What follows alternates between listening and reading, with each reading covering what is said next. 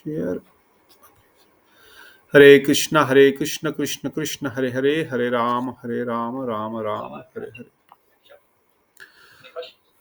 हरे कृष्ण मोहन प्रभु जी, आपका स्वागत है। हम आज के सेशन में प्रणाम प्रारंभ कर रहे हैं। तो हम लोग समझने का प्रयास कर रहे हैं भक्ति क्या विषय है, ये भक्ति क्या होती है, व्हाट इज भक्ति, भक्ति किसको कहते हैं, भक्ति क्या है, भक्ति को कैसे विभाजित किया गया है। इन विषयों के ऊपर श्रील रूप गोस्वामी पाद ने ये ग्रंथ लिखा, भक्ति रसामृत सिंधु। हमने पूर्व विभाग से शुरू किया, पूर्व दिशा से इस समुद्र भक्ति रस रूपी समुद्र में हमने प्रथम अध्याय में भक्ति क्या है क्या नहीं है, शुद्ध भक्ति की डेफिनेशन क्या होती है उसको सुना, अशुद्ध भक्ति क्या होती है, कर्म मिश्र भक्ति क्या है, ज्ञान मिश्र भक्ति क्या है, प्रधानीभूता भक्ति क्या है, गुणीभूता भक्ति क्या है, इन सब के बारे में समझने का प्रयत्न किया। और शुद्ध भक्ति क्या है उसको भी समझने का प्रयास किया, शुद्ध भक्ति किसको कहते हैं। फिर हमने शुद्ध भक्ति के विचार में, अगर शुद्ध भक्ति अशुद्ध भक्ति तो सिंपल है, या तो भोग के लिए की जाएगी या तो मोक्ष के लिए की जाएगी। अगर अशुद्ध भक्ति है तो दो ही लक्ष्य होंगे उसमें, या संसार की वस्तुएं हमको प्राप्त हो जाए या तो मुक्ति प्राप्त हो जाए। अब मुक्ति हो या भोग हो, दोनों ही दो प्रकार से की जा सकती है। या तो उसमें कर्म की प्रधानता होगी, नहीं तो ज्ञान की प्रधानता होगी। प्रधानीभूता भक्ति में प्रधान कारण जो है वो है भक्ति, मगर लक्ष्य तो भोग ही है। आता तो आदमी संसार के वस्तु के लिए ही भगवान के पास है, प्रधानीभूता भक्ति में भी, परंतु भक्ति को प्रायोरिटी रखते हुए आता है। जो हमने पहले सुना था एग्जाम्पल, आर्थ अर्थार्थी जिज्ञासु था ज्ञानी। गीता भगवान कहते हैं चतुर्विधा भजन्ते माम जनास्कृतनो अर्जुनहा, आर्थ अर्थार्थी ज्ञानी जिज्ञासु च भरतर्षभ। ये चार प्रकार के लोग मेरे पास आते हैं। कौन कौन आता है? आर्थ अर्थार्थी जिज्ञासु और ज्ञानी। पर किस लिए आते हैं? कुछ संसार का वस्तु मांगने के लिए ही आते हैं, है कि नहीं? आर्थ किस लिए आता है? अर्थार्थी किस लिए आता है? जिज्ञासु किस लिए आता है? किस लिए आता है? Any idea?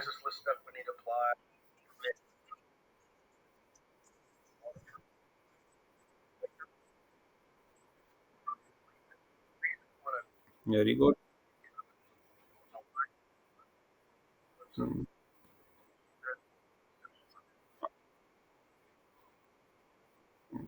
और ज्ञानी?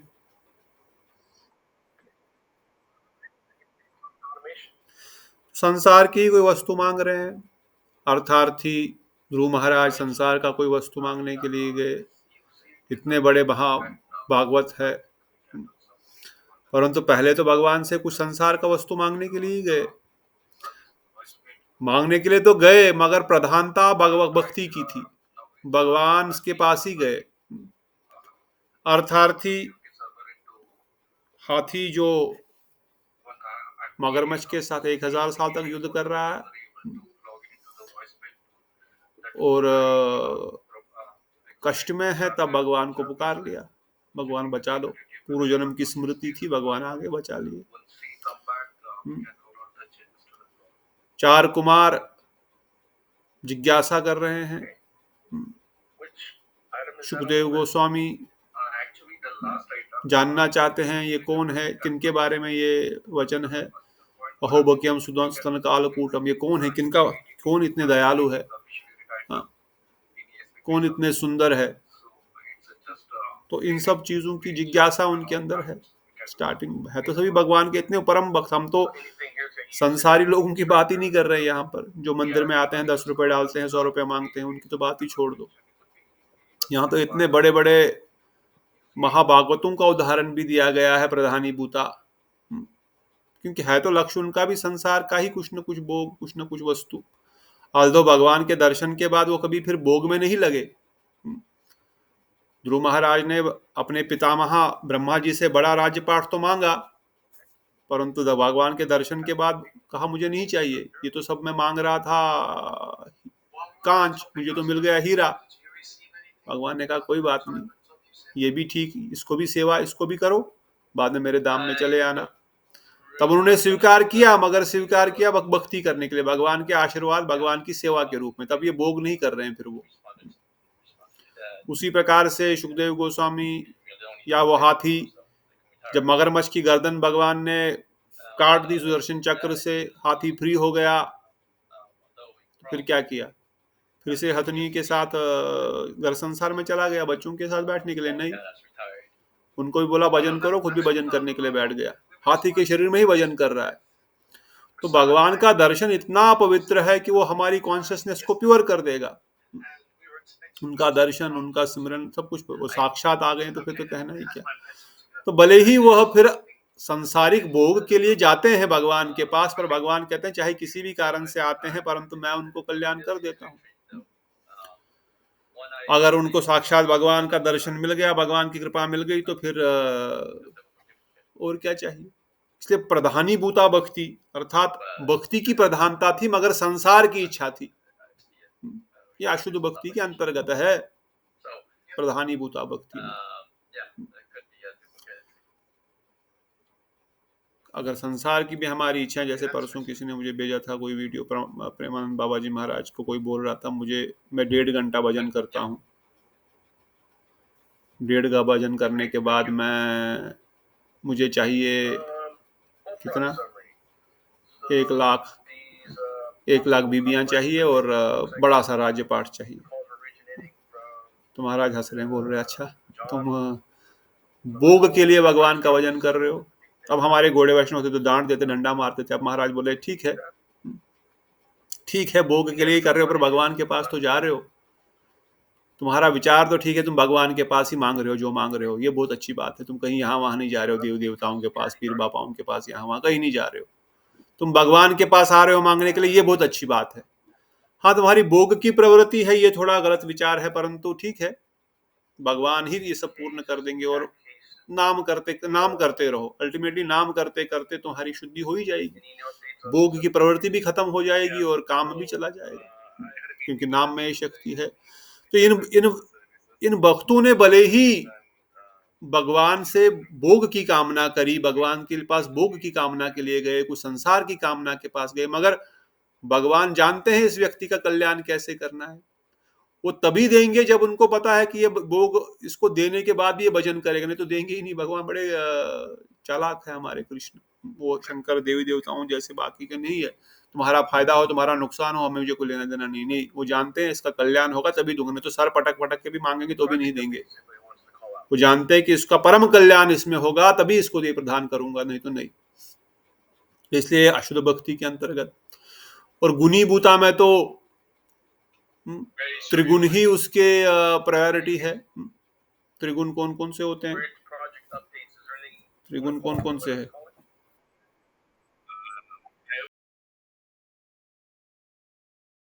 Very good. तो इन 3 गुणों को ही प्रधानता से गुनी भूता भक्ति में प्रायोरिटी किया जाता है, अर्थात कर्म की प्रायोरिटी होती है, कर्म की प्रधानता होती है। और कर्म के अंदर 3 ही चीजें हो सकती है, या तो रजोगुण में कर्म करेगा, या सतोगुण में करेगा, या तमोगुण में करेगा। इसलिए गुनी भूता। जैसे गीता में भी हम पढ़ रहे हैं, शनिवार को पढ़ रहे हैं ना, भगवान गीता में वरना बोलते हैं कि आदमी को, हमको लगता है कि मैं कर्म कर रहा हूँ, मैं कर रहा हूँ, पर मैं कुछ कर ही नहीं सकता। आत्मा तो शुद्ध है, आत्मा तो कुछ कर ही नहीं सकती। करता कौन है फिर? जब आत्मा कुछ नहीं कर सकता, कौन करता है? कौन करता है? गीता भगवान तो अप्रूव करते हैं, परंतु हम जो मनुष्य शरीर में जो हम लोग धारण किए हुए हैं, इसमें से कौन हमसे ये सब चीजें करा रहा है? करा रहा है हमको, हाँ, मन। मन को कौन करा रहा है? मन तो भोग रहा है, मन तो स्वाद ले रहा है, या दुख या सुख की अनुभूति कर रहा है। हाँ, कर्म कर्म के द्वारा हमको मिल रहा है, पर कर्म करा कौन रहा है हमको? बुद्धि तो डिसीजन लेगी, सही है कि गलत है। हाँ, भगवान गीता में बोलते हैं, ये तीन गुण ही हमको सब कुछ करा रहे हैं। त्रिगुण आत्मा, त्रिगुण जो है हमसे सब कार्य करा रहे हैं, परंतु हमको लगता है कि कर्ता एहम मन्यते, कि मैं करता हूं इस सब का। यही मूर्खता है। सब कुछ ये त्रिगुण करा रहे हैं, सतोगुण रजोगुण तमोगुण हमसे सब कार्य करा रहे हैं, पर हमको लग रहा है कि ये मैं कर रहा हूं। कर्ता अहम मन्यते, कि अहम की भावना आ गई कि मैं करता हूं। हम तो कुछ कर ही नहीं सकते, हमारे पास कुछ क्षमता ही नहीं करनी। करा रहे हैं हमको बस त्रिगुण, सब कुछ ये तीन गुण करा रहे हैं, सतोगुण रजोगुण तमोगुण। अच्छा, शांति का कार्य किया, किसी को सहायता की, सतोगुण। किसी को मारपीट किया, गाली गलौज किया, तमोगुण। कुछ लेन देन की भावना है, तुम भी खुश मैं भी खुश, तुम भी करो मैं भी, मेरे से 10 रुपए तुम ले लो, तुम 100 रुपए ले लो, 10 रुपए whatever, I mean any dealing, any भोग की प्रवृत्ति, ये रजोगुण का प्रभाव है। तो या भोग करेगा, या किसी को कष्ट देगा, या किसी की सहायता करेगा, और क्या करेगा? ये तीन चीज करेगा। पर कराता कौन है? ये तीन गुण कराते हैं। और ये तीन गुण किसके हैं? प्रकृति के तीन गुण है, जड़ प्रकृति के तीन गुण है, रजोगुण रजोगुण तमोगुण। पर हमको लगता है कि हम कर रहे हैं, इसलिए वो बंधन में बंधा जा रहा है। तो कर्म प्रधान गुणीभूता भक्ति में जीव कर्म को ही अपना फर्स्ट प्रायोरिटी मानता है। अब जिस स्वभाव में वो होगा, जिस गुण में होगा, उसके अनुसार कर्म करेगा और उसके रिजल्ट भोगेगा। और गुणीभूता भक्ति में करेगा तो कर्म ही, पर कर्म का लक्ष्य भी रहेगा भोग या मोक्ष। तो यहाँ पर जो है वो अशुद्ध भक्ति का हमने डेफिनेशन सुना फर्स्ट चैप्टर में। फिर हमने शुद्ध भक्ति की डेफिनेशन सुनी, शुद्ध भक्ति की डेफिनेशन हमने डिटेल में सुनी, दोबारा उसमें नहीं जाएंगे। शुद्ध भक्ति दो प्रकार की, एक साधन भक्ति, एक साध्य भक्ति।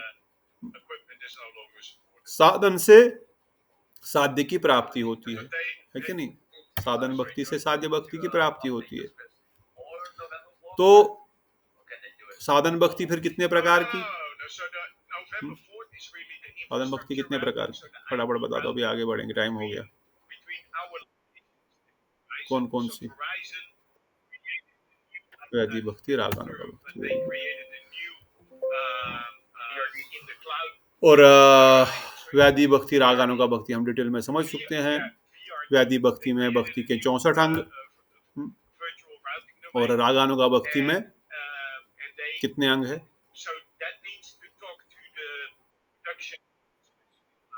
हाँ, वो तो टाइप्स हो गए। अंग कितने हैं, कितने प्रकार से वैदिक रागानुगा?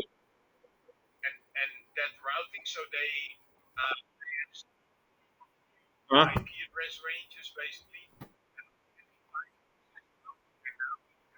5 रसों में की जाती है, 5 रसों में की जाती है। वैदिक भक्ति कितने प्रकार से की जाती है? 64 प्रकार से। रागानुगा भक्ति कितने प्रकार से की जाती है? 64 के 64 है।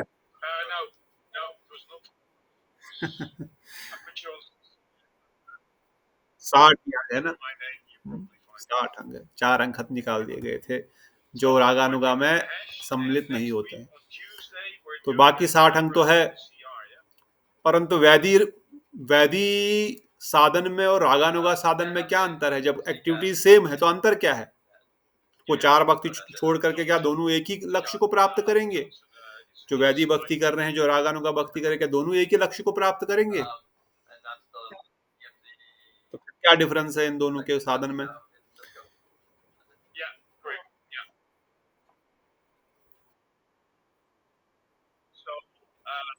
हम्म, और रागानुगा?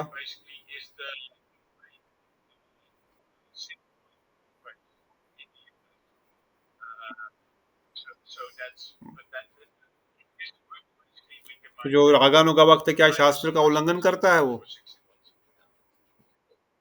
नहीं, तो फिर तो शास्त्रों के अनुसार वो भी कर रहा है ना।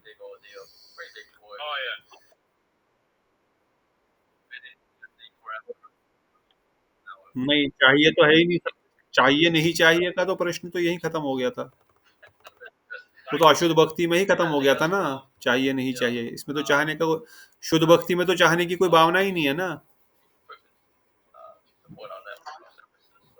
तो राग उत्पन्न होगा।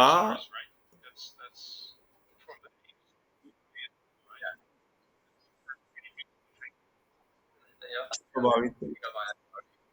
तो भक्ति के अंगों में जब हम एक्टिविटी कर रहे हैं practically day to day, result तो आएगा, राग उत्पन्न होगा, स्वाभाविक प्रेम होगा। पर भक्ति के जो हम अंग कर रहे हैं, अब ये वैदिक भक्ति का मैं अंग पालन कर रहा हूँ कि रागानुगा भक्ति का अंग पालन कर रहा हूँ, कैसे पता चलेगा? जबकि 60 अंग तो सेम है और करना तो सेम ही चीज है। अब सुबह उठ करके ये व्यक्ति रागानुगा भक्ति कर रहा है या वैदिक भक्ति कर रहा है, कैसे करें, पता कराएंगे? या कैसे मुझे पता लगेगा, या कैसे आपको पता लगेगा? अभी शिवानी दीदी ने आज वैदिक भक्ति की कि रागानुगा भक्ति की, मंजरी दीदी ने आज रागानुगा भक्ति की कि वैदिक। सभी तो नाम ही करेंगे, सभी तो सब कुछ एक ही करेंगे ना, अंग तो सब एक ही है। अब ये रागानुगा हो रही है कि वैदिक हो रही है, तो कैसे डिफ्रेंशिएट कर पाएंगे?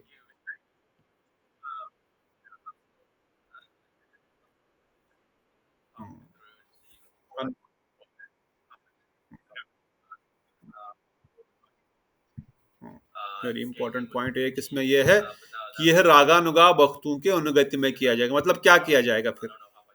उनके अनुगत्य में क्या किया जाएगा? क्या करना, प्रैक्टिकली क्या करना पड़ेगा? तो फिर भजन कीर्तन तो वो वैदी वाला भी कर रहा है ना। एक रागानुगा व्यक्ति का भजन कीर्तन, तो वैदिक भक्ति के भजन कीर्तन में क्या मतलब, क्या अंतर क्या रहेगा प्रैक्टिकली? वो दोनों क्या कर रहे हैं डिफरेंट? कैसे बताएंगे ये रागानुगा कर रहा है कि वैदिक कर रहा है? हाँ।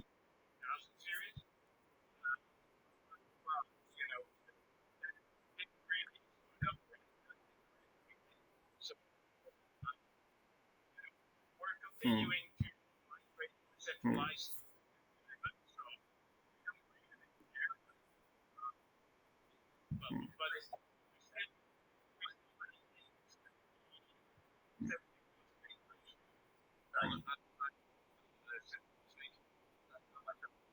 ठीक। तो इससे क्या शिक्षा मिल रहा है हमको अंदर?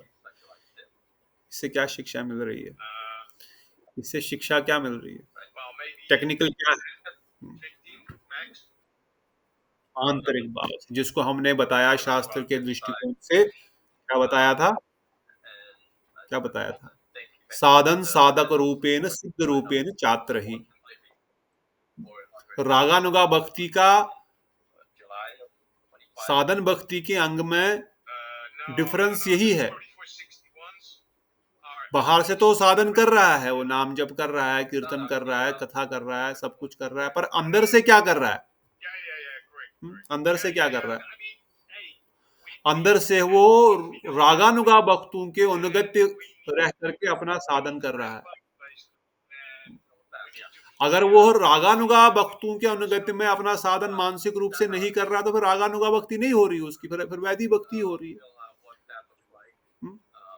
अगर वह वृंदावन में तत् अनुरागी जन अनुरागी तिष्ठन वजेत, अगर वह ब्रजवासियों के अनुगत्य में अपने आप के साधन भजन को नहीं केंद्रित कर रहा है, तो फिर वैदिक भक्ति कर रहा है ना। प्रैक्टिकली देखना पड़ेगा ना, करना कैसे है। हाँ जी, हम साधन भक्ति कर रहे हैं जी, वैदिक कर रहे हैं जी, क्योंकि हम गौड़िया मठ के, हम वैदिक कर रहे हैं, वो इस्कॉन के वो रागानुगा कर रहे हैं, ऐसा थोड़ी चलता है। हाँ?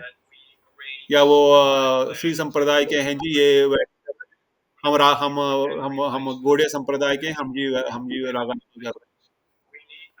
Is that a consideration? What is the practically person doing? कोई बोलना चाहते हैं कुछ? प्रैक्टिकली क्या करना चाहते हैं? हम्म?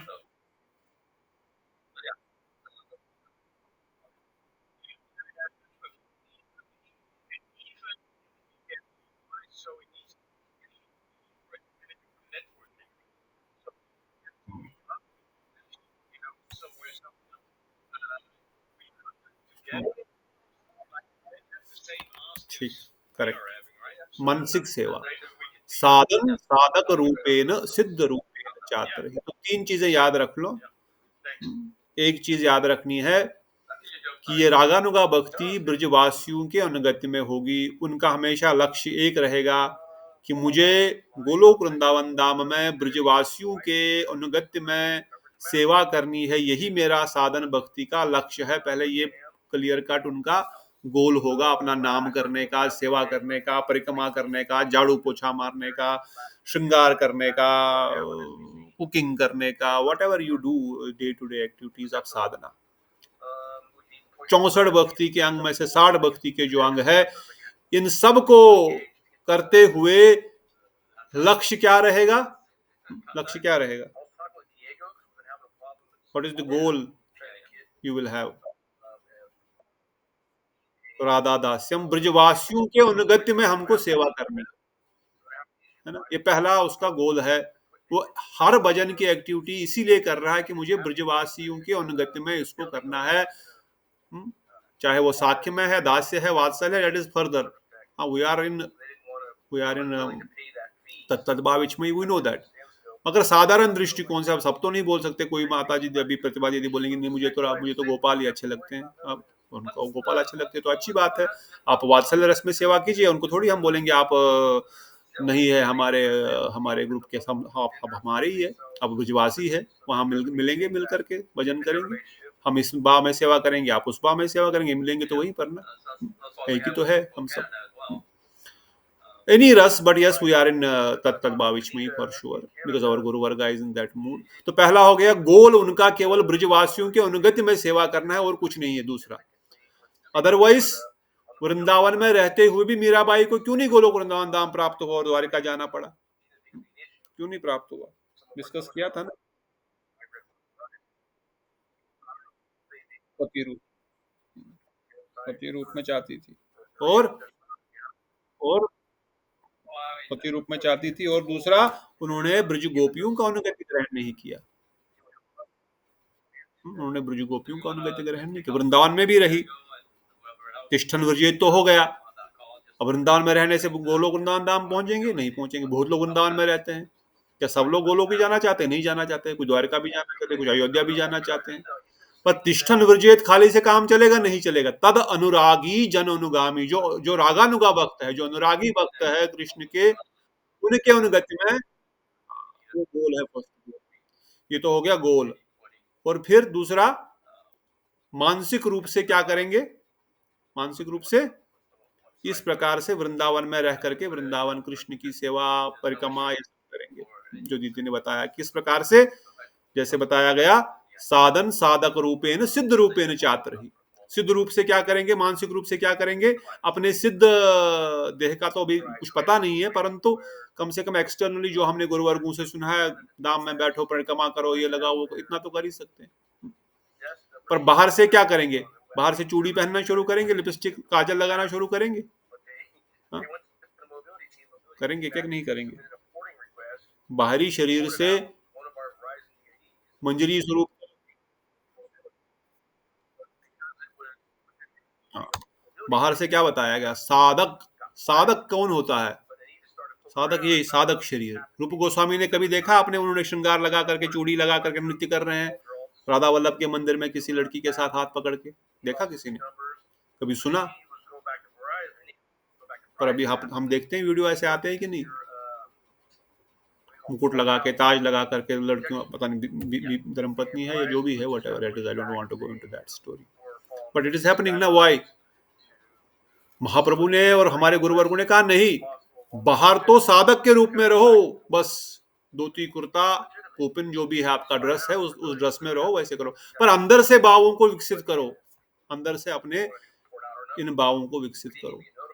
तो it is very important. Otherwise साधन भक्ति हम कर रहे हैं वैदिक का, और सोचेंगे हमको मिलेगा गोलोक वृंदावन धाम। हमारा लक्ष्य नहीं है ब्रजवासियों की अनुगति में करना, हम सोचेंगे हमको मिलेगा गोलोक, नहीं मिलेगा।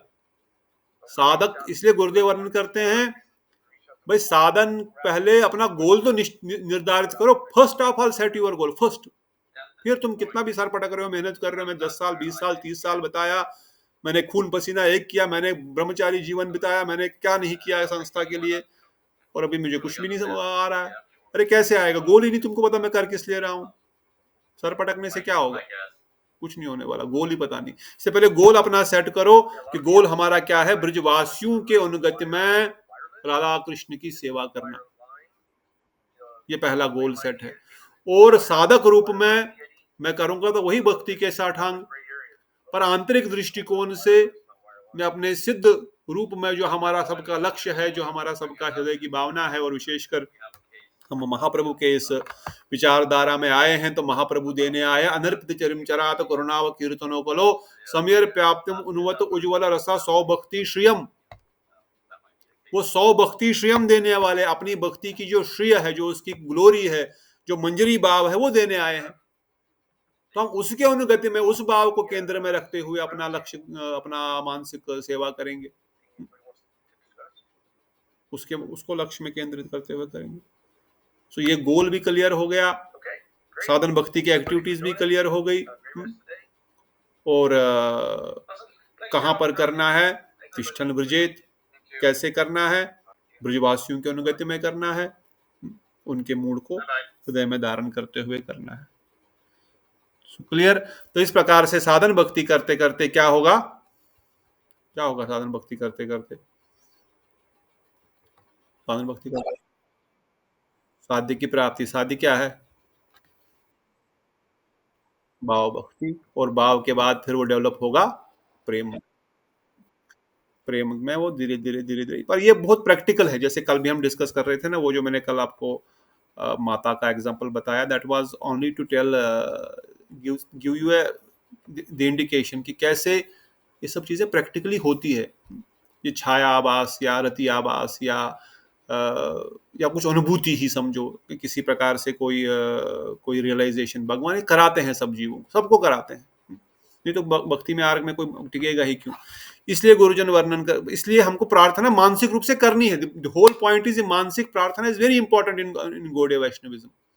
अगर गौड़ीय वैष्णव हम लोग मानसिक प्रार्थना नहीं करेंगे तो फिर हम लोग राग मार्ग को कभी प्राप्त नहीं कर सकते। भगवान ठाकुर जी के सामने, हाँ कोई बोल सकता है पागल है, क्या बात कर रहा है ये मूर्ति के साथ, ठीक है बोलने दो, आपने मुंह से थोड़ी बोलना, मुंह बंद रख करके अंदर अंदर से बोलना है। Then you will feel some connection, आपको कुछ कनेक्शन जरूर मिलेगा कि जब कोई व्यक्ति बात करता है, कुछ बोलता है, कुछ सुनता है, कुछ सुनाता है, तब जाकर के कुछ अनुभूति भी होती है। हाँ भले ही हम लोग नहीं सुनते हैं हमेशा, हम लोग हमको नहीं भी सुनाई देगा, परंतु भगवान अवश्य ही रेस्पॉन्ड करते हैं। हमारी इंद्रियों में शक्ति नहीं है, कभी कभार वो अनुभव करा देते हैं, जो हमने फिर सुना। भाव भक्ति की अवस्था में पहुँचते पहुँचते जीव जो है धीरे धीरे जो है वो भाव की अवस्था को क्रॉस करते करते प्रेम अवस्था को प्राप्त करेगा। प्रेम अवस्था तो इस शरीर में धारण करने की संभावना नहीं है, पर प्रेम अवस्था में भाव परिपक्व हो गया होता है।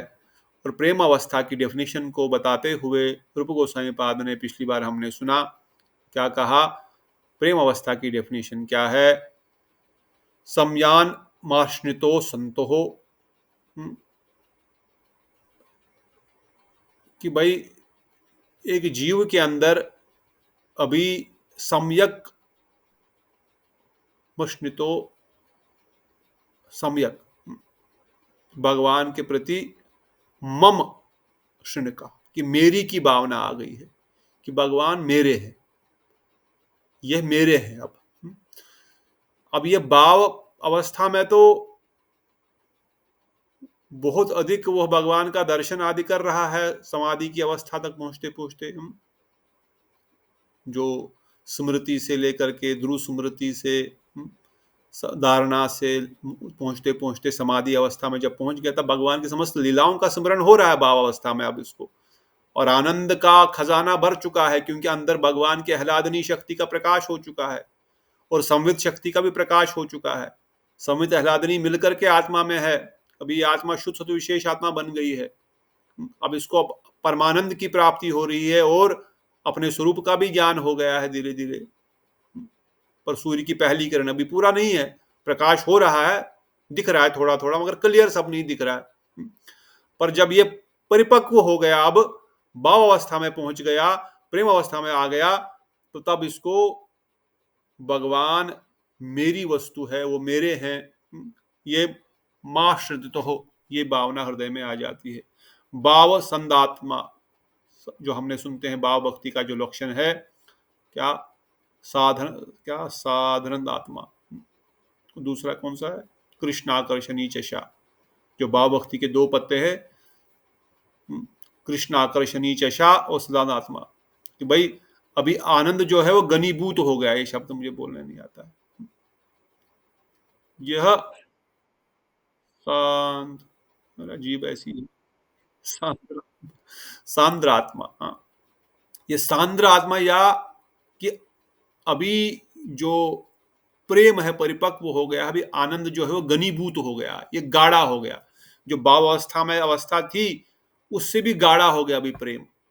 और ये गाढ़ा, इस गाढ़ेपन का, इस प्रगाढ़ता का जो लक्षण है या उस प्रगाढ़ता का जो गुण है, वो गुण है कि भगवान मेरे है। ममता अतिशय, ममता अतिशय अनिकिता, ममता अतिशय, अति ममशा, बहुत अधिक ममता, ममता अतिशय अनिकिता, बहुत अधिक ममता के भगवान मेरे हैं। ये प्रेम भक्ति का सिम्टम है, या प्रेम भक्ति का ये लक्षण है, या प्रेम भक्ति की डेफिनेशन है, नॉट लक्षण, ये प्रेम भक्ति का डेफिनेशन है। Is this clear definition? उसके बाद आपने कुछ पढ़ा था परसों, आपने क्या पढ़ा? फिर हमने ये भी समझा था कि किस प्रकार से डोंट थिंक कि भाई भाव जो है वो प्रेम में परिवर्तित हुआ, तब भाव खत्म हो गया। नहीं, भाव के गुण तो तब भी रहेंगे ही रहेंगे, परंतु साथ ही साथ प्रेम का भी गुण जो है वो प्रकाशित होगा ही होगा इसमें। अर्थात जब कोई किसी को क्रोध आता है तो इसका मतलब ये नहीं कि उसको हमेशा के लिए उसके अंदर से दया भावना चली गई। नहीं, क्रोध आ गया तो थोड़ी देर बाद दया भी आ जाती है। जिस बच्चे को थप्पड़ मार करके आपने क्रोध किया गलत काम करने पे, तो कुछ सेकंड में ही आप उसको गोद में लेकर के पुचकारोगे कि भाई क्यों, चुप हो जा बेटा। हाँ? अर्थात एक भाव, अगर भाव भक्ति की स्टेज में है जीव, तो भाव भक्ति की स्टेज में आने से उसका प्रेम भक्ति में आने से भाव खत्म हो जाएगा, ऐसा नहीं है। शुगर कैंडी, शुगर का पानी शुगर कैंडी बन गई और शुगर कैंडी शुगर का पानी खत्म हो गया, ऐसा नहीं। मटेरियल वर्ल्ड में ऐसा हो सकता है, पर स्पिरिचुअल वर्ल्ड में नहीं। इमोशंस में ऐसा पॉसिबल नहीं है। हमारे अंदर काम, क्रोध, लोभ, मोह, मद मत्सर से सारी इमोशन एक साथ रहते हैं। इसलिए प्रेम अवस्था में को प्राप्त होने से भाव अवस्था खत्म हो गई, ऐसी नहीं है। भाव के गुण उसमें रहेंगे ही रहेंगे। भगवान का दर्शन वो करेगा ही करेगा, भगवान का स्पर्श, भगवान का अपना स्वरूप का ज्ञान, ये सब उसके पास रहेगा ही रहेगा। और ये भाव भक्ति वह इन्हीं 7-5 रसों में करेगा, जो हम ऑलरेडी पहले डिटेल में सुन चुके हैं। और ये भी हमने सुना कि किस प्रकार भगवान जिस शरीर में, जिस उम्र में रहते हैं, वो हमेशा ही उस उम्र में हर स्थान पर कहीं न कहीं, किसी न किसी स्थान पर विराजमान होते हैं। क्यों? क्योंकि अगर कोई बाल्य रस के वक्त है, अगर कोई वात्सल्य रस के वक्त है, अगर वृंदावन में भगवान 5 साल के जो बाल्य, या 2 साल 3 साल का जो बच्चा होता है, उसी से वही उसमें सबसे अधिक बाल्य रस का आनंद होता है, 2 साल से 5 साल तक के उस रस में। इसलिए भगवान वृंदावन में पैदा नहीं होते, वहां पर पैदा होने की लीला नहीं, छोटे गोद में वो लीला नहीं पैदा होने की। पर बालक की लीला है, बाल्यकाल की लीलाएं हैं। अब कोई बोलेगा भगवान बड़े हो गए, रासलीला कर रहे हैं, 16 साल के हो गए, तो जो वात्सल्य रस वाले हैं वो, उनको क्या? नहीं। इसलिए कहते हैं भगवान भले ही पौंगड़ से किशोर अवस्था में आएंगे, या हर अवस्था में वो हर वक्त के लिए उसी शरीर को धारण करते हुए वहां पे दिखाई देते हैं। ये अचिंत्य तत्व है। और वहां पर ही क्यों? वो वक्त भी असंख्य ब्रह्मांडों में, जो असंख्य धरती लोक है, उन धरती लोकों पर आकर के भगवान वहां पर वो लीला करते हैं। यशोदा मैया भी असंख्य ब्रह्मांडों में भगवान अभी किसी ब्रह्मांड में बालक, छोटे 2 साल के बालक के रूप में होंगे, 2 से 3 साल, कहीं 4 साल, कहीं 5 साल। अब जहां पर वो होंगे वहीं पर यशोदा मैया या जो वात्सल्य रस के भक्त है उनका जन्म होगा, और वहां पर वो भगवान की उस लीला को देखेंगे। और फिर उस लीला के सभी रसों का रसास्वादन करेंगे।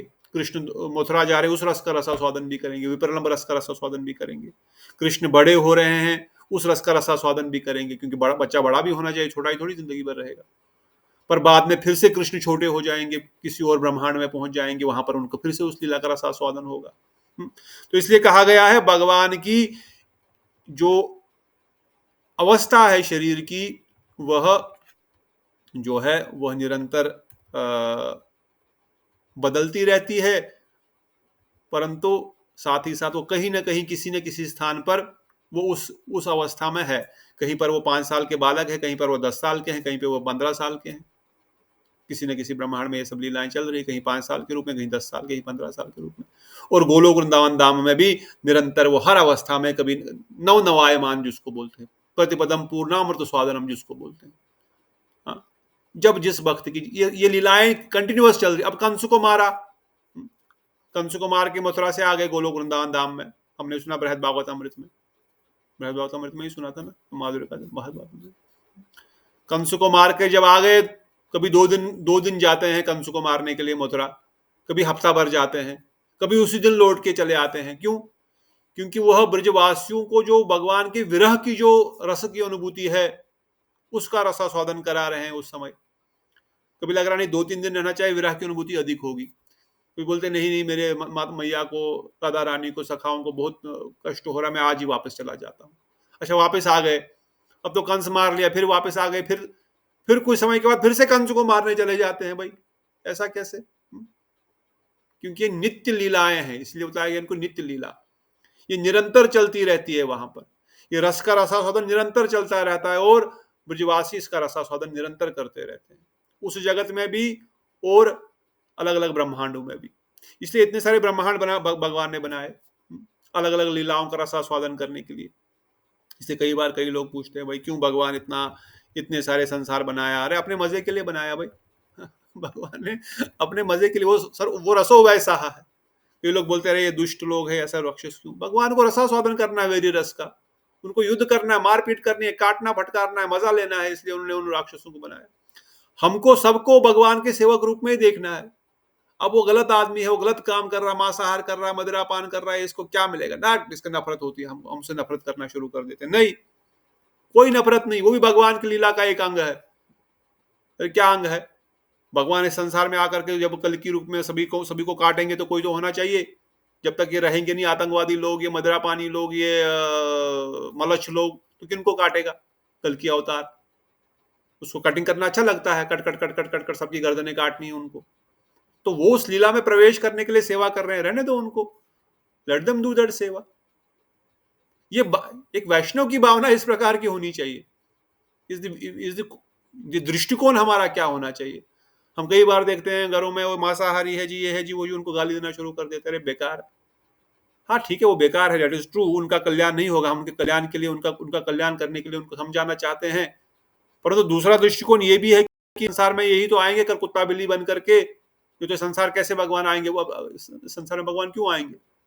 सभी लोग अगर गोलोक वृंदावन धाम जाएंगे, ऑल्दो भगवान के अंगों से असंख्य जीव और उत्पन्न होंगे, बट वन दृष्टिकोण इज ऑल्सो कि ये सब भगवान की किसी न किसी लीला में कुछ न कुछ लीला के लिए सहयोग कर रहे हैं। Externally they are also serving somehow or the other. Vinod Bihari Baba ji ये बता रहे थे, एक बार मैंने सुना था उनसे, कि ये लोग भी भगवान की कुछ से सहायता कर रहे हैं इस ब्रह्मांड को चलाने के लिए। ये लोग भी चाहिए, दुष्ट लोग भी चाहिए, राक्षस लोग भी चाहिए। राक्षस मतलब कोई सींग वाले लोग ही नहीं।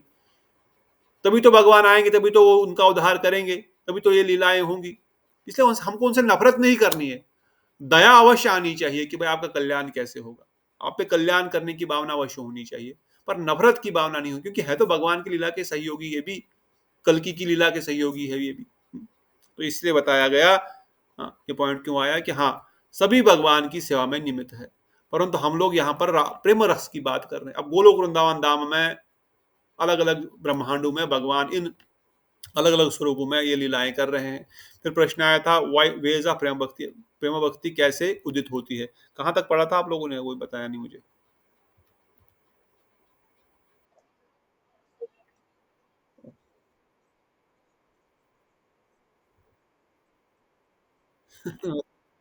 ये पीपीटी तो है नहीं, तो बस नोट्स है, ठीक है, whatever we can get from this, ठीक है, ज्यादा पूछेंगे नहीं। मैंने बोला ना, प्रेम समझने का विषय नहीं है, अनुभव का विषय है।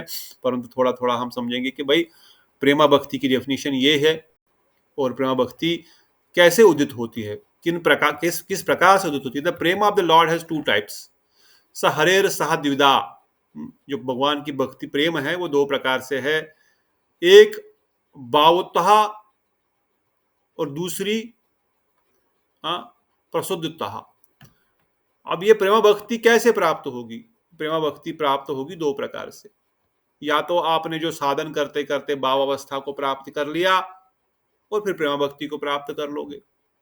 नहीं तो कृपा हो जाएगी, अचानक कृपा हो जाएगी, भगवान ने कृपा कर ली, चल, नारद मुनि ने बोला चल बेटा तू चल वो लोग वृंदावन धाम, तू क्या कर रहा है यहाँ पर। नारद मुनि ने उसको भेजा था ना, एक भगवान ने, नारद मुनि जाओ किसी को भी लेके आ जाओ, बोला ठीक है लेके आता हूँ। एक बार एक ब्राह्मण था, बहुत मेहनत कर रहा था, भगवान को बोला कि मैं कब जाऊंगा, बोले तुमको तो बहुत टाइम लगेगा अभी। कितना टाइम? बोले जितने स्पीड में पत्ते हैं। बोला अरे इतना भजन कर रहा हूँ, इतने सालों से कर रहा हूँ, इतना टाइम लगेगा? नहीं, ये तो भजन ही करना छोड़ देते हैं, कुछ फायदा ही नहीं। हाँ। दूसरी जगह चमार के पास गए, वो भी नाम कर रहा है, अपना काम कर रहा है। बोले कितना? बोले जितने जिस वट वृक्ष के नीचे बैठा, जितने इसमें बीज है, बीज तो और भी अधिक होते हैं। वो तो नाचने लग गया। अरे ठीक है, भगवान ने मेरा उद्धार करने का रास्ता तो दे दिया, कम से कम पहुंच तो जाऊंगा भगवत धाम में। और अधिक तीव्र भजन करूंगा कि और जल्दी जा सकूं। जब इतना करने से भगवान इतने दयालु है, मुझे लेने को तैयार है, और तीव्र भजन करूंगा तो और अधिक बढ़ जाऊंगा। नारद मुनि ने कहा ये देखो कितना बढ़िया है, तीव्र भजन करना चाहता है, अधिक समय लगेगा फिर भी तीव्र भजन करना चाहता है, इसको अभी लेके जाओ। आज अभी गोलोक वृंदावन धाम लेके जाते हैं, और उसको बोला तुम यही रहो। तो कहने का तात्पर्य है, अहेतु कृपा, ये भक्ति, प्रेम भक्ति प्राप्त हो सकती है अहेतु कृपा से। एक रास्ता बताया गया कि हमने जो साधन भक्ति कर रहे हैं, that bhava which is reach the highest excellence, अरुधा प्रम उत्तरहा by conditioning services using essential अंगाज अंतर अंगम अंगम अनुसयते इज कॉल्ड प्रेम आश्रया आप फ्रॉम भाव। ये जो हम साधन भक्ति के अंग कर रहे हैं, साधन भक्ति के अंगों को पालन करने से धीरे धीरे जब हम भाव भक्ति में आ रहे हैं, और फिर भाव भक्ति परिपक्व होकर के प्रेम भक्ति में आ जाएगी। Dangas were different relation to sadhana bhakti, but the same activity continues in the bhava and prema, though they are called anubhavas after sadhana is finished. भाव भक्ति में प्रेम भक्ति की स्तर कैसे, भाव भक्ति से प्रेम के में कैसे जाएगा? वो कहते हैं भाव भक्ति में भी वो सेम चीजें करता रहेगा जो वो साधन भक्ति में कर रहा था। अर्थात क्या करेगा? साधन भक्ति में क्या कर रहा था? श्रवण कीर्तन स्मरण पदाश्रय। अब यहाँ पर स्मरण की ज्यादा प्रधानता होगी, क्योंकि ज्यादा स्मरण में रहेगा वो, कथा कीर्तन श्रवण। Anyways if you read Bhagavatam from start to end, भगवान सभी हर जगह तीन ही अंगों को बताया गया विशेष रूप से, श्रवण कीर्तन सिमरन, श्रवण कीर्तन सिमरन। कथा सुनो, जप करो, ध्यान करो, बस यही बताया गया। सबको निचोड़ करके तीन ही बताए गए हर जगह पर। तो इसलिए बताया गया भाव भक्ति में भी ये भक्ति के तीन अंगों को करेगा। रोज श्रवण करेगा, क्योंकि श्रवण से उसको पोषण मिलेगा। Shravan is like eating food when you are hungry.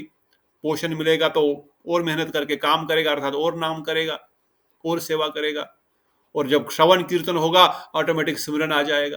कहते इसलिए भाव भक्ति में भी वो वही उन्हीं अंगों को पालन करता है, मगर तब इन अंगों को साधन भक्ति के अंग या 64 भक्ति के अंग नहीं कहलाते हैं, तब ये अंग कहलाते हैं अनुभाव। क्योंकि अब ये भाव भक्ति में वो जो जो श्रवण कर रहा है या कीर्तन कर रहा है, वो साधन भक्ति वाला नहीं है, भी वो रसास्वादन के साथ कर रहा है, इसलिए वो अनुभाव कहलाते हैं। अभी ये भाव के ही अंग है, ये साधन के अंग नहीं रहे, ये भाव भक्ति के अंग रह गए, इसलिए इनको अनुभाव कहा जाता है भाव भक्ति के स्टेज में। Although activities are same, but these activities are called anubhavas. वो कीर्तन करते करते मूर्छित हो गया, कर तो कीर्तन रहा है, मगर कीर्तन करते करते मूर्छित हो गया, कोई स्मरण आ गया भगवान का, तो ये अनुभाव हो गया। हाँ, इसलिए कहा गया है, आगे वर्णन कराता है इसको वैदी भक्ति, वेज इन विच प्रेमा भक्ति अपीयर्स फ्रॉम वैदी भाव भक्ति। अब क्योंकि भाव भक्ति हम पढ़ रहे हैं, प्रेमा भक्ति पढ़ रहे हैं, प्रेमा भक्ति एक वैदी भक्त को भी प्राप्त हो रही है और रागानुगा भक्त को भी प्राप्त हो रही है। इससे पहले ही हमने डिस्कस किया था, ये दो लाइनें चल रही है, बहुत ही साथ साथ चल रही है। स्टार्टिंग में साधन भजन हम लोग सब एक जैसा ही करते हैं, एक ही लाइन पे चल रहे हैं, पर थोड़ा थोड़ा आगे बढ़ने के बाद ये बस हल्का सा मे बी 1 डिग्री जो ये डिविएट होगी। अब ये 1 डिग्री डिविएट होते होते होते होते फिर ये ऐसा पूरा 180 डिग्री पहुंचेगा, समझ रहे ना। हमने स्टार्टिंग में लगा एक ही डिग्री तो है, चलने तो वैदी भी तो वही है, साधन रागानुगा भी तो वही है, करना तो वही है, करते रहो, इधर रहो उधर रहो, क्या फर्क पड़ता है, चलने दो, इस रास्ते पे चल ही तो रहे, पहुंच तो जाएंगे नहीं, क्योंकि आगे आगे वो अलग अलग रास्ते को प्राप्त करेंगे, अलग अलग गंतव्य को जाएगी, एक नॉर्थ में जा रहा है, एक साउथ में जा रहा है। क्यों? क्योंकि वैदी भक्ति द्वारा उदित जो भाव होगा उसका दूसरा लक्ष्य है, उसका दूसरा मूल होगा, उसमें ऐश्वर्य का मिश्रण होगा। और वैदी भक्ति द्वारा भाव के बाद जो प्रेम उदित होगा वो भी उसी प्रकार से होगा, क्योंकि बिना प्रेम के तो कोई वैकुंठ में भी क्या करेगा जा करके, अयोध्या में क्या करे, प्रेम तो वहां पर भी है, प्रेमा भक्ति तो सब जगह है, हाँ? वैदी भक्ति भाव भक्ति तो हर जगह है, पर वहां पर रागानुगा है, यहाँ पर वैदी, इतना ही फर्क है। इसे कहा गया, फिर प्रश्न आ गया कि भाई वैदी भक्ति रूपी प्रेमा भक्ति किस प्रकार से उदित होती है। कहते हैं having performed the vows according to the vaidhi bhakti एवं वृतः chanting holy names of the beloved lord, he develops great attachment as his heart melts with ecstatic love. He laughs very loudly, cries, shouts, sometimes he sings and dances like a madman, for he is indifferent from the public opinion. Vaidi भक्ति द्वारा भी उदित भाव जो है वो भी श्रवण कीर्तन द्वारा उदित हुआ है। अब श्रवण कीर्तन के द्वारा उदित जो भाव उदित हुआ है, इसमें उसके अष्ट सात्विक भाव आ रहे हैं, कभी वाणी गदगद हो रही है, कभी वो जोर से हंसता है, कभी रोना शुरू करता है, कभी चिल्लाना शुरू करता है, और कभी जमीन पे लोटपोट हो जाता है, लोग क्या कह रहे हैं, कोई क्या बोल रहा है, उसको कोई फर्क नहीं पड़ता। जीव गोस्वामी वर्णन करता है vaidhi means produced from vaidhi, वैदहा। By following the rules of Vedi sadhana bhakti, Vedi bhav appears. From the Vedi bhav appears corresponding prema. That is the meaning of Vedi bhavutaha. Discuss हम बता चुके हैं, ज्यादा एक्सप्लेनेशन का जरूरत नहीं है। वैदी भक्ति करते करते, वैदी साधन भक्ति करते करते जो भाव उत्पन्न हुआ उसको वैदी भाव बोलेंगे, और वैदी भाव जब परिपक्व हो गया तो उसको वैदी प्रेम बोलेंगे। अब प्रेम ही शब्द होगा यूज, परंतु उसमें डिफरेंस क्या होगा वो यहाँ पर थोड़ा सा हमको समझने का प्रयास करना है। रूप गोस्वामी, जीव गोस्वामी पाद बोल रहे हैं जो वैदी भक्ति करने से जो भाव उत्पन्न हुआ वो वैदी भाव है, और जो वैदी भाव के बाद जो नेक्स्ट स्टेज आई वो वैदी प्रेम कहलाएगा। सिंपल है। और जो प्रेम रागानुगा भक्ति करने से उत्पन्न हुआ वो रागानुगा प्रेम है। प्रूफ ऑफ प्रेम प्रेम वैदी भक्ति, इसका प्रूफ क्या है जीव गोस्वामी वर्णन करते हैं। एवं व्रतः indicates that the prema arises from vaidhi bhakti. The word priya dear indicates attainment of bhava, so indicates the word is possession of lord. जतानुरागा इंडिकेट्स एक्सट्रीम पोसेसिवनेस। व्रता means the person performing vow of sadhana according to the methods discussed in the second wave are indicated Vedi sadhana. Since Vratas are related to the rules and regulations of Vedi Bhakti, the word Priya Nama Kriya indicates the Bhava has appeared from chanting Krishna's name. Because the word Priya in this verse indicates the Lord has become dear to the chanter. There is no ज़्यादा इसमें difference नहीं, it is just an Aishwarya. The word Sava indicates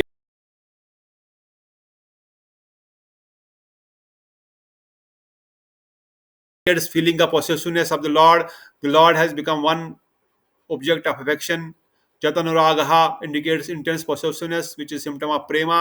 Rati means that makes sound loudly other than crying. Rauti, which has already been described in the word Rodati. Lokbayaha means that he is beyond ordinary human and extraordinary. तो ये जो ऊपर definition बताई गई वैदी भक्ति द्वारा उदित भाव की, उसी शब्दों को रूप गोस्वामी या जीव गोस्वामी पाद ने विशेष रूप से यहाँ पर एक्सप्लेन करते हुए बताया है कि किस प्रकार से वैदी भक्ति करते हुए जो प्रेम उत्पन्न होता है उसके लक्षण क्या होते हैं। अब बता रहे हैं आगे, जो रागानुगा भक्ति करते हुए जब प्रेम उत्पन्न होता है उस प्रेम के क्या लक्षण होते हैं, उसकी डेफिनेशन अलग से दी है रूप गोस्वामी पाद ने, वो हम कल सुनेंगे। कि वैदी भक्ति द्वारा उदित राग में भी कंपन हो रहा है, वाणी गदगद हो रही है, जोर जोर से चिल्ला रहा है, कभी रोदन करना शुरू करता है, बैठे-बैठे वहीं पर इसको रोदती बोलते हैं, पहले बोला। ऐसा नहीं कि ज़ोर-ज़ोर से ही रोएगा, अपना ही मुँह बंद करके आँखों से अश्रु विसर्जन हो रहा है, मुँह दबा हुआ है पर ऐसी आवाज़ निकल रही है अंदर-अंदर से, जो रो रहा है कृष्ण प्रेम में विवाहित होकर के। पर ये प्रेम में जो रोदन है, इस रोदन के बाद आपके हृदय में एक अलग आनंद की अनुभूति होती है। जब उस अवस्था से जीव बाहर आता है, तब वो जब आदमी दुख में रोता है, वैसी वैसी अवस्था नहीं होती है। उस अवस्था और इस अवस्था में जमीन आसमान का अंतर है। उस अवस्था में जब आदमी रोता है तो वो एक प्रकार से थक हार के जैसे मतलब थक गया होता है कि भैया वो उसका शरीर एकदम जर्जर हो गया होता है जब दुख में आदमी रोता है। पर जब भगवत प्रेम में या भगवत नाम करते करते दो अश्रु अगर आंसू से गिर जाए, या गुरुदेव का स्मरण करते हुए, या किसी प्रकार से कोई लीला स्मरण करते हुए, उसके बाद जो हृदय में अनुभूति होती है वो आनंद की अनुभूति होती है, वो परमानंद की अनुभूति होती है। वह उस दुख के जैसी नहीं है। इसलिए रोना वहां पर भी है, रोना यहां पर भी है, पर सुख का रोना और दुख का रोने में अंतर है। और प्रेम भक्ति के रोने में, भाव भक्ति के जो रोने में जो अनुभूति होती है, वो बहुत डिफरेंट है एज कंपेयर टू जो नॉर्मल आदमी जब किसी दुख के कारण से रोता है। इसलिए इसमें एक हृदय में संतुष्टि की भावना है। भले ही वो रोते रोते मूर्छित भी हो गया, वो चिल्लाने लगेगा जोर जोर से, हाँ, वो बात करता है विग्रह के साथ, या कुछ ऐसे ही कभी चिल्लाते हैं सुबह उठ करके, हमारे यहाँ कुछ प्रभु जी छत पे जाकर राधे ऐसे चिल्ला, अरे पागल है क्या, क्या कर रहा है तू, हाँ, चल रहा, रास्ते में चल रहा होगा तो गाना जोर जोर से एक महामंत्र गाना शुरू करेगा, लोग क्या बोल रहे हैं, हाँ, बीवी बच्चे बोलेंगे क्या हो गया है उसको, ये क्यों चिल्ला रहा है, दीक्षा बोलेगी अरे क्या हो गया पापा आपको ऐसे जोर जोर से क्यों चिल्ला रहे हो बाइक पे।